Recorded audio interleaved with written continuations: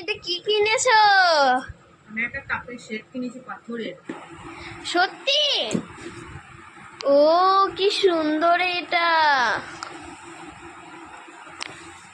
ডিজাইনটা তো দারুণ। দেখাবো, দাঁড়া না।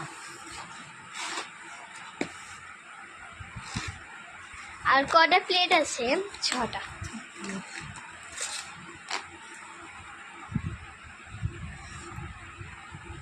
কি সুন্দর না ডিজাইনটা? 6টা কাপ 6টা প্লেট। ও সুন্দর না? দারুণ সুন্দর, ডিজাইনটাও দারুণ।